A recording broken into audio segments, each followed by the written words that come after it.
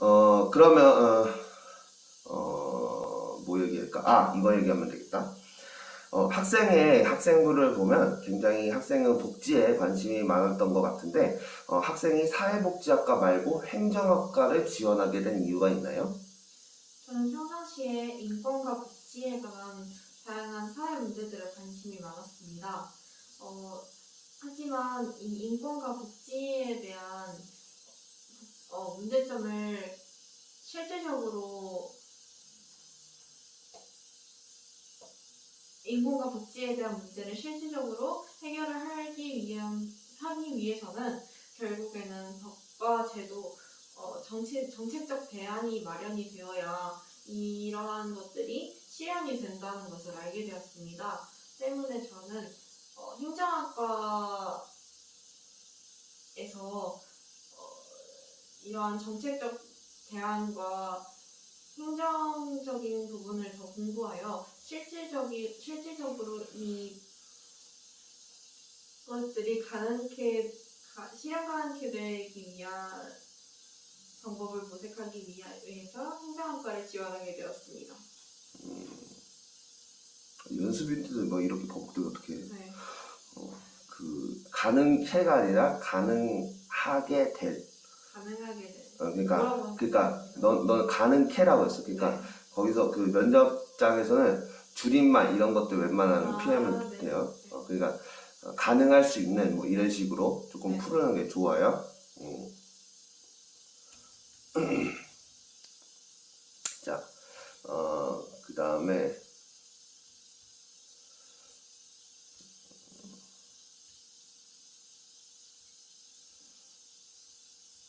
자, 그럼 다른 거 한번 해보자. 자, 학생의 진로에 영향을 준 책은 무엇인가요? 저에게 가장 큰 영향을 주었던 책은 장 지글러의 왜 세계의 절반을 굶주리는가라는 책입니다.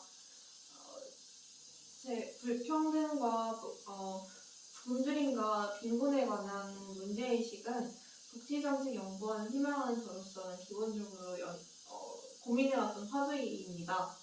이 책에서는 빈곤계층과 취약계층의 불평등의 문제를 이야기를 하면서 이에 대한 이유로 냉엄한 시장의 논리가 있다는 것을 보여주며 이런 불평등 구조를 개혁해야 한다는 필요성을 느끼게 해주었습니다.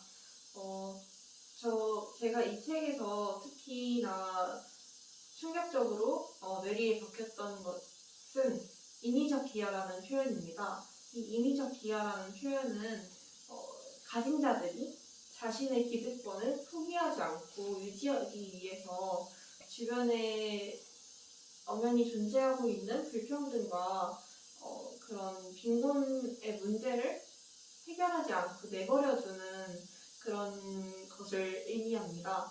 저는 이 책을 통해서 우리 사회에서 엄연히 존재하고 있는 구조적 모순에 눈을 뜨게 되었고, 때문에 국가가 국민의 건강과 생명을 보장해주는 국가의 사회적 안전망이 얼마나 중요한지를 깨닫게 되어서 이 책이 가장 제 진로에 영향을 끼쳤던 책으로 꼽게 되었습니다. 그리고 아까는 몰랐는데 너 여기 선생님 여기 책상 때문에 몰랐는데 너 답변하면서 손 가만히 있어요. 네. 손 움직이지 말고. 그러면 면접관들 딱 봤을 때 시선이 꼼지락꼼지락 되는 거에서 시선이 간단 말이야. 그러니까 그냥 손을 그냥 다리에 올려놓는다 라고 생각을 하고 그냥 가만히 있어요. 그리고 다리도 떨지 말고 그래서 그거는 이제 가만히 이렇게 있고요. 자, 그리고 학생부에서 보면 그 학생이 진로 특강 시간에 행정학 특강을 들었다고 했는데 왜 듣게 되었고 그 특강에서 무엇을 알게 되었나요? 저는 사회보장정책에 관한 탐구를 고등학교 생활 동안 지속해왔고 이때마다 재정 마련이라는 문제점을 파악을 하게 되었습니다. 때문에 예산정책에 대한 중요성을 알게 되어서 재무행정에 관한 관심을 두게 되어 이 특강을 신청하게 되었습니다. 이 강의에서 저는 세입과 세출 등의 국가 재정의 사용처를 알게 되었고 그리고 예산 흐름의 방향을 공부를 하게 되었습니다. 또한 특히 국가가 국가의 재정을 허투루 쓰지 않게 하기 위해서는 국민이 더 깊은 관심을 두어야 한다는 것을 알게 되었습니다. 좋아요. 자, 그리고 자, 자소서에 보니 대학 강의를 찾아 들었다고 되어 있는데 조세와 국가재정 강좌를 왜 듣게 되었고 무엇을 알게 되었나요? 저는 사회보장 정책을 고등학교 생활 동안 꾸준히 탐구해왔고 매번 재정 마련이라는 한계점에 부딪히게 되어 예산 정책의 중요성을 깨닫게 되어 조세에 관한 강의를 듣게 되었습니다. 국가를 운영하는 데에는 많은 돈이 필요하며 그 돈의 대부분은 세금으로 충당을 하게 됩니다. 하지만 세금은 민생과 직결된 문제이기 때문에 국가가 공정과 공평의 원리에 따라 담세 능력에 비례하여 조세를 측정해야 한다고 생각을 합니다.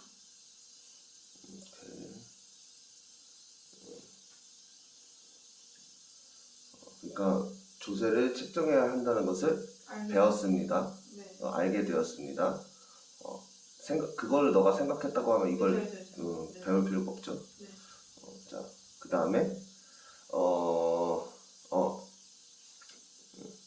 자, 그러면 이어서 이제 한국의 사회복지 예산과 지출 그리고 사회복지 재원의 확대 방안 강좌도 수강을 했는데 이 강의를 통해서 알게 된 점은 무엇인가요? 현재 한국 사회에서는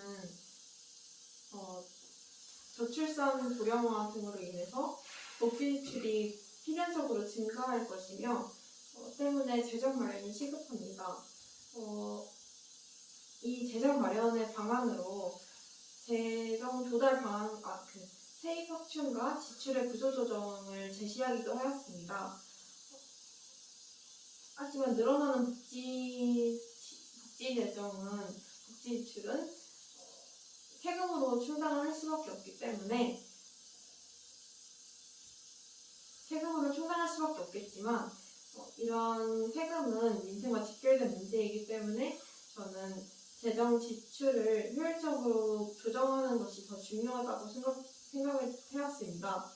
때문에 저는 저율 관행 사업의 정비, 유사중복 사업의 정비 등의 방법으로 국가 재정 지출을 효율적으로 조정하는 것이 더 중요하다는 결론을 내리게 되었습니다. 오케이, 좋아요.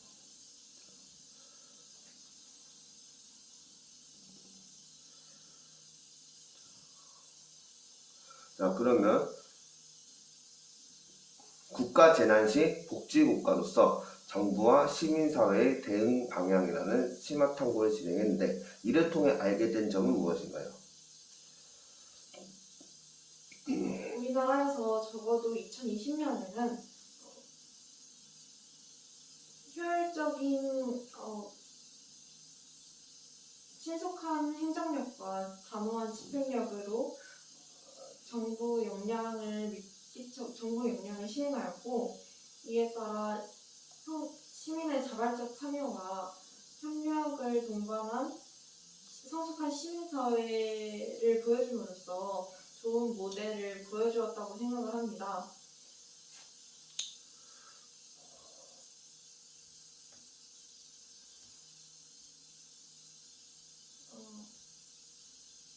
그래서 알게 된 점, 말하는 점.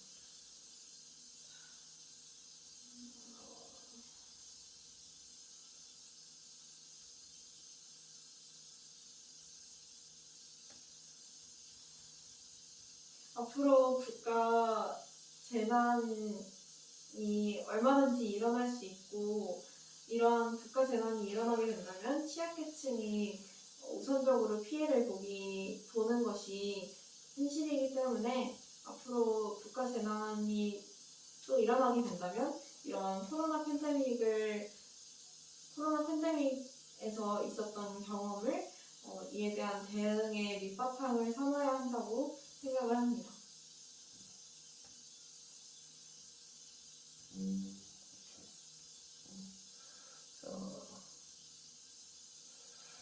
자, 그러면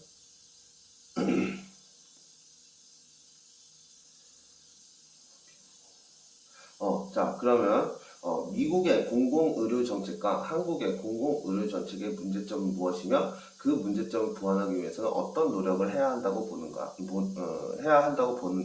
보는지 설명해 보세요. 미국 같은 경우는 국민의 의료보장 정책을,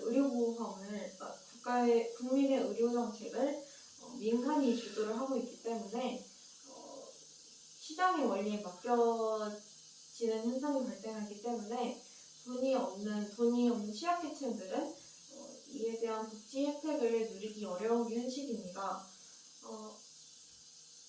하지만 우리나라의 의료 정책은 국가가 담당하고 있기 때문에 모두에게 복지 혜택이 가는 현상이 일어나기 때문에 복지 사각지대에 있는 사람들도 복지 혜택을 누릴 수 있다는 장점이 있습니다. 실제로 미국과 한국의 코로나 확진자 치료비가 수천만 원이나 이상이 차이가 나는 기사를 보기도 하였는데요. 때문에 우리나라의 공공의료 정책의 모델을 시행을 하게 된다면 국가의 건강 불평등을 해소하는데 효율적인 방안이 될 것이기 때문에 그런 장점이 있다는 것을 알게 되었습니다. 근데 이것은 보면 문제가 뭐냐면 미국의 공공의료 정책과 한국의 공공의료 정책의 문제점은 무엇이며 그 문제점을 보완하기 위해서 어떤 노력을 해야 한다고 보는지 설명하라고 했잖아. 그럼 자 봐봐.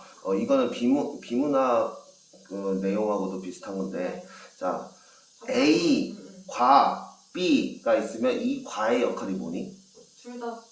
둘 다 연결되는 거죠.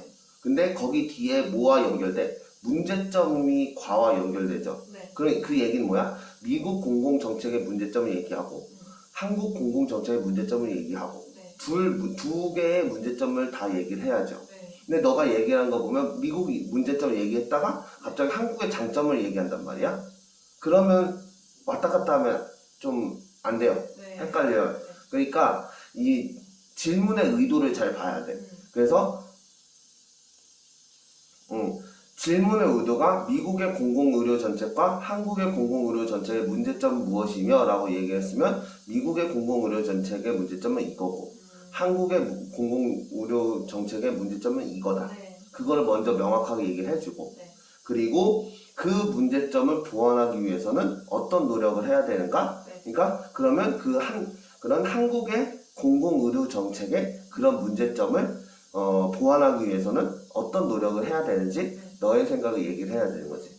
그런 흐름으로 가야 돼. 근데 너는 미국의 공공의료 정책의 문제점 얘기했다가 근데 그거를 갑자기 한국의 장점은 이거래. 근데 한국에 또 이런 문제점이 있대. 그러니까 근데 이런 장점이 또 있대. 문제점 장점이 왔다 갔다 된다는 얘기지. 그러면 좋은 답변이 아니에요. 그러니까 질문에서 얘기한 그대로 흐름에 따라서 답변을 해줘야 돼. 출제 의도에 따라서. 그래서 그 부분 조금 신경 써주세요. 자, 그리고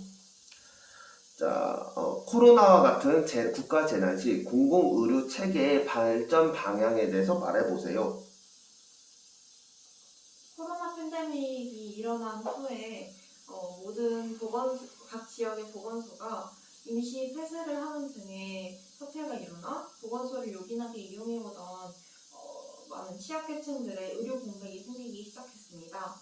이런 국가 재난 상황 시에도 취약계층들의 의료 공백이 생기지 않도록 하기 위해서는 저는 방문진료 서비스나 비대면 원격 진료 서비스가 더욱 확충이 되어야 한다고 생각을 합니다. 또한 특히 병원의 영리 구조로 인한 불평등 문제나 각 지역 간의 의료 체계의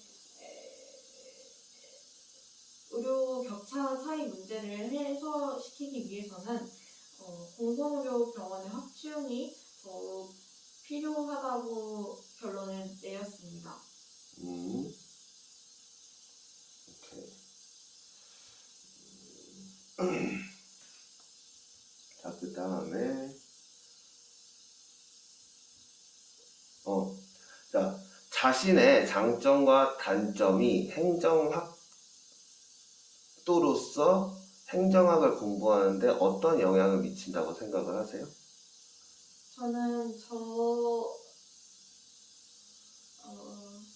저와 이 사회가 연관이 된 게 없다.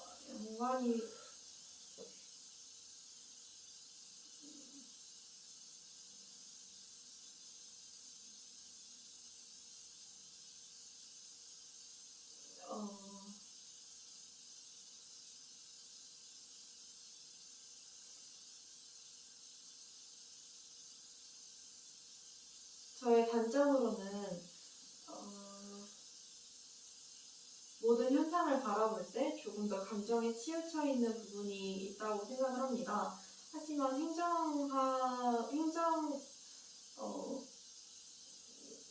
연구원의 역할로서는 이러한 감정에 치우치는 부분에서 단점이 있다고 생각을 하는데, 이 부분은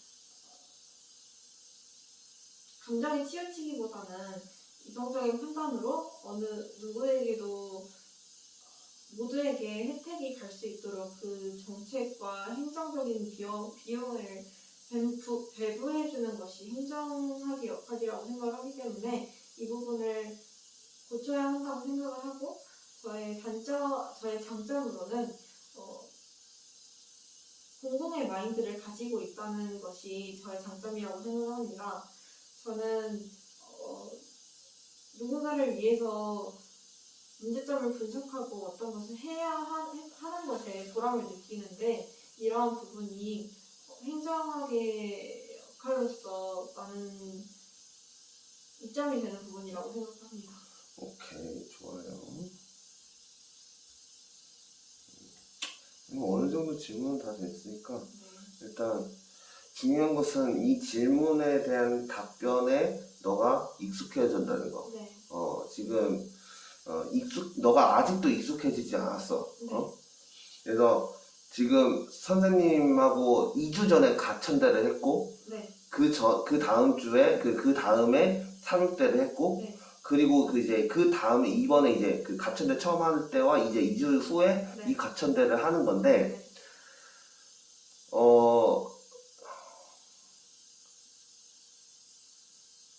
너 2주 동안 이거 그 답변 작성하고 작성한 답변에 대해서 많이 안 봤지? 많이 봤어요. 많이 봤어? 네. 얼마나 봤니?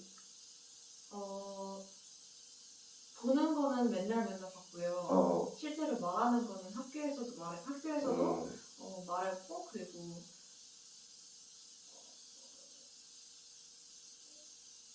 일주일에 4번을 적어도 2번씩은 말했던 것 같아요. 2번씩은? 네. 혹시 친구들하고도 한번 해봤니? 친구들하고는 해본 적은 있는데 그렇게 정적으로는 안 하고 그냥 한번 봐줘라 이런 식으로. 학교 선생님하고는 해봤니? 했어요. 계속 했어? 네. 근데 이게 계속 답변이 바뀌다 보니까. 근데 바뀌는 건 어쩔 수 없어. 네, 그래서 더 좀 시간이 지나도 버벅거리는 게 있었던 것 같아요. 근데 그러니까 이거를 이제 사람이 어떻게 처음에 쓴 대본대로 그거를 달달 외워서 쓸 수는 없잖아. 네. 그리고 뭐 그 질문이 뭐 면접에서 나오는 것도 아니고. 키워드만 가지고. 그러니까 너가 중요한 것은 뭐냐면 이것이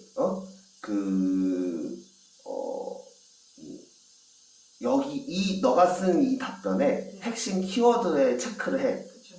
그리고 핵심 키워드에 체크를 하고 그 키워드는 무조건 말한다라고 생각을 하고, 그리고 그 키워드를 말을 하면서 연결하는 것들, 그런 것들은 이제 달라질 수가 있지만 핵심에 대한 게 정확하게 딱 있으면 사실 어떻게 변형을 해서 내가 말이 나오든 그건 상관이 없어. 그 대신에 중요한 것은 너가 조금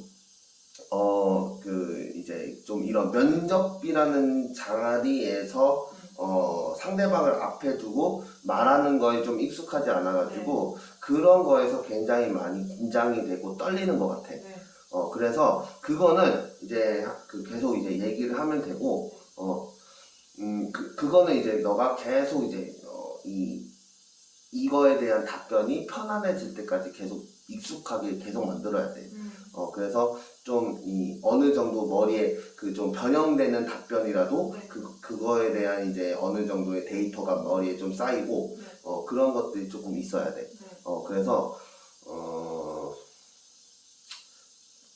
집에서 부모님하고도 한번 해봤니? 네, 계속 하고 있어요. 부모님하고. 사실 불편한 사람하고 좀 해야 실력이 많이 되는데. 그쵸. 너가 불편한 사람이 있니? 너 주변에? 학교에서 이제 쌤들이 계속 바뀌어가면서 하거든요. 아, 그래? 네. 근데 그때마다 학교생들이 조금 그래도 친하다고 하면 뭐 예를 들어서 네, 너가 개인적으로 네. 좀 무서워하는 선생님이나 네. 아니면 너가 싫어하는 선생님이나 그런 사람들한테 사실 부탁을 해서 조금 많이 연습을 해야 좀 트레이닝이 되거든. 네. 조금 표정이 좀 험상궂게 생겼다든가, 약간 좀 너를 너가 이 면접 답변을 할 수 있고 그런 불편한 상황이 와도 편하게 답변할 수 있게 그게 트레이닝이 돼야 돼. 그래서 이제 좀 너가 개인적으로 좀 무서워하는 선생님이나 아니면 조금 너가 좀 별로 좋아하지 않는 좀 싫어하는 선생님이나 그런 선생님들한테 조금 부탁을 해서 몇 번 해보는 것도 굉장히 좋을 거야. 왜 그러면 일단 불편한 사람 앞에 서면 좀 심장이 벌렁벌렁 뛰거든. 근데 그런 것도 이겨내야 돼. 그래서 내가 이제 면접 할 때 했던 그런 길 돌아다니면서 답변 얘기하고 계속 말하고 쭈글쭈글 하면서 크게 얘기하면서 다 돌아다녔던 것도 그런 이제 긴장이나 불편함에 대해서 극복하려고 그렇게 했던 방법 중에도 하나고, 그러니까 그런 거를 조금 하면 좋을 것 같고, 이거는 전체적인 평을 보면 전체적인 이제 평을 내가 생각을 하면 일단 내용에 대한 숙지는 그래도 이제 너가 안 돼 있는 건 아니고 다만 이제 좀 어떤 변형돼서 말하는 거에 대한 익숙함이 아직 없어가지고 너가 좀 떨리는 거긴 한데 일단 내용은 그래도 어느 정도 다 숙지가 돼 있는 것 같아. 그리고 그걸 조금 더 편안하게 말하기만 하면 좋을 것 같고, 그리고 이제 목소리는 지금 목소리보다 조금 더 톤을 높여서 실제 면접에서는 그래서 조금 이 목소리도 되게 중요한 게 목소리가 크잖아. 목소리가 크면 사람이 자신감이 있어 보여. 우리나라 속담은 아니고 우리나라 말이 그런 말 있잖아. 목소리 큰 게 작땡이라고.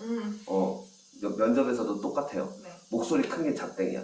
그러니까 좀 버벅버벅 돼도 목소리만 크고 이제 자신 있게 말하면 이 친구가 되게 자신 있어 보이거든. 그러니까 그런 거 좀 목소리 좀 크게 내고 평상시 말하는 것보다 목소리 좀 크게 내고 그렇게 하면 될 것 같고,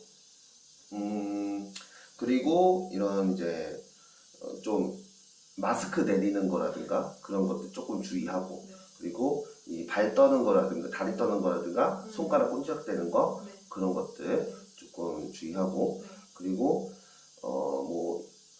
이거는 여학생의 그쪽 문제, 약간 드러나는 문제이기도 한데, 말을 하면서 머리 이렇게 쓰다 넘기는 거. 그러니까 차라리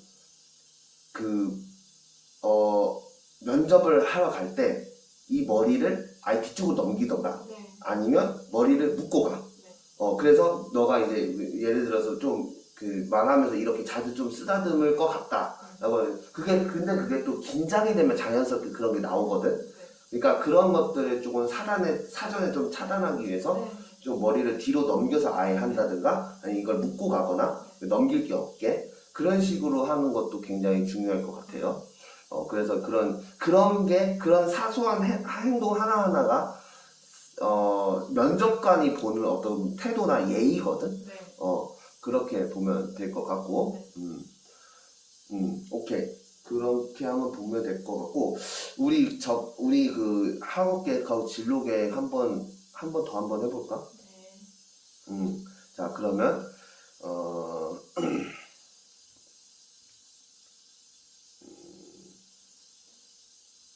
자, 학생이 그 대학 진학 후 진로 계획은 어떻게 갖고 있나요? 저는 고등학교 생활을 하면서 평소에 사회보장 정책에 관한 관심을 많이 갖고 있었습니다. 하지만 이런 탐구를 지속해올수록 재정적인 부분에서는 한계점이 드러났습니다. 때문에 저는 예산 마련이라는 것이 무엇보다 중요함을 깨달았고, 대학에 진학한 후에 이런 재정 문제, 예산 정책에 관한 문제를 더 탐구를 해보려고 합니다. 저는 특히 재무행정론에 관한 학과에서 그 과목을 좀 더 공부를 하려고. 왜 그래? 왜 그래? 아니, 이게 정말 정리가 안 돼요. 내가 얘기했잖아. 너가 뭐야,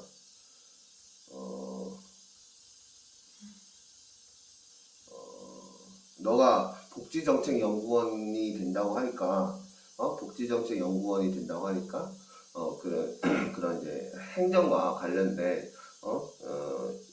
그 공부를 하면서 네. 내가 말했잖아. 행정학 관련된 그 공모전이나, 네. 행정학 관련된 공모전에 참여를 하고, 네. 그리고 학생회에서 이제 학생회에서 그런 행정적인 부분을 역할을 하는 그런 직책들을 맡아서 경험을 쌓고 싶다. 네. 이런 얘기 하라고 했잖아. 네. 그거 꼭 해야 된다. 네. 그러면 그래도 이 친구가 뭔가 좀 생각이 있구나. 그런 생각이 들 수 있게. 네. 그래서 선생님이 얘기한 거 그거 두 개 그냥 얘기를 하면 돼. 네. 그러니까 복지정책 연구원을 희망하기 때문에 이 대학에 와서 좀 더 그런 예행 연습이라기보다는 조금 경험을 쌓기 위해서 경험을 쌓기 위해서 행정학 공모전이나 이제 뭐 예를 들어서 뭐가 있는지 몰라도 돼. 네. 이 행정학 공모전에 뭐가 있는지 몰라도 되고 이제 대학교 뭐 예를 들어서 뭐 대학교 선배들한테 얘기를 들어보니까 대학교에서는 공모전을 굉장히 많이 한다더라. 그래서 그 중에는 행정학 공모전도 있다고 들었는데, 그래서 행정학 공모전에 대해서 이제 참여를 하면서 그런 관련된 지식과 경험을 더 쌓고, 네. 그리고 대학교에서 이제 학생 활동을 하면서 행정적인 부분을 담당하는 역할을 맡아서 네. 실제로 학교도 조그만 사회이기 때문에 네. 실제로 행정적인 부분이 어떻게 돌아가는지 그나마 조금이라도 이제 경험을 쌓을 수 있는 그런 일들을 하면서 나의 진로를 이루는데 발판을 삼겠다. 이런 식으로 이런 얘기를 하는 거지. 오케이. 네. 그래서 그래서 이 진로 계획은 그런 방향으로 네. 좀 다시 좀 대본을 좀 네. 써서 그렇게 이제 연습을 하세요. 네. 알겠죠? 그래서 학업 계획과 진로 계획은 분리가 돼야 된다는 네. 거 꼭 얘기하면 될 것 같아요. 그리고 학업 계획은 선생님이 피드백 해준 거 거기서 그냥 너가 말만 바꾸면 돼요. 네. 이 정도? 이 정도 하면 어느 정도 이제 될 것 같아요.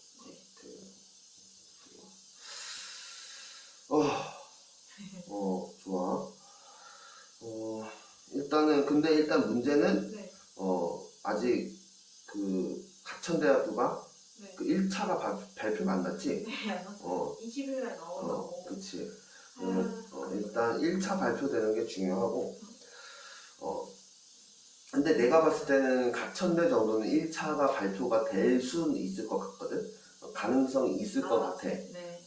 근데 가능성이 있을 것 같은데 이제 그 너가 이제 쓴 대학 중에 삼육대 공건 같은 경우는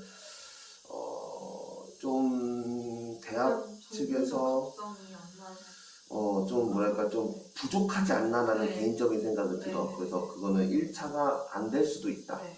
내가 봤을 때는. 네. 그래서 가천되는 가능성이 있으나 가천되는 가능성이 높으나 네. 삼육대는 좀 낮아 보인다. 네. 그렇게 보면 될 것 같고. 그래서 일단 가천대에 좀 면접에 좀 올인을 하면서 너가 지금 여기 썼던 질문의 답변을 이제 계속 네.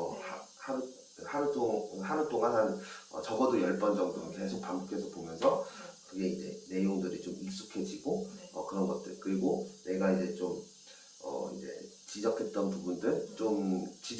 부분들을 수정을 해서 대본을 다시 한번 짜봐. 네. 선생님이 지적했던 부분들 좀 얘기를 해서 네. 대본 한번 다시 짜보고 네. 그리고 그거 계속 반복하면서 하면 괜찮을 것 같아. 네.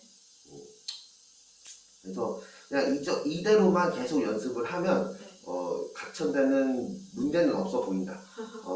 조금 너가 좀 들떨면 네. 면접 보러 가기 전에 우한청심환이라도 먹고 가야 되나? 네, 그럴까 해요. 어, 이번 주에 하나 먹어보고. 한번 테스트를 한번 해봐. 네, 그러고 가기 전에 하나 이제 임상 테스트를 본인이 한번 해봐야지.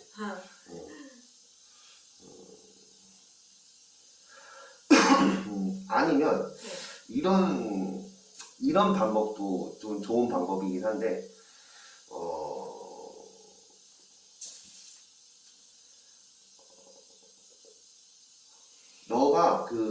너가 면접을 보기 전에 들어가기 전에 조금 너의 행동을 통해서 좀 긴장을 조금 낮추는 그런 이제 방법이 조금 있긴 있는데 이게 뭐냐면 그 예를 들어서 어떤 사소한 너의 행동에 그 이제 너가 지금까지 살면서 이런 행복했던 그 기억들을 연결시키는 방법이 있어요. 그러니까 예를 들어서 선생님은 어떻게 했냐면 그 이제 그 지우개똥 있잖아. 네. 그 지우개똥을 이렇게 뭉치면 동글동글하게 되잖아. 그래서 면접 들어가기 전에 나는 그걸 이제 동글동글하게 이렇게 만졌어. 만지고 그리고 이 만지는 행동에 내가 지금까지 살았던 그런 내가 지금까지 겪었던 그런 경험들 중에서 가장 나한테 행복했고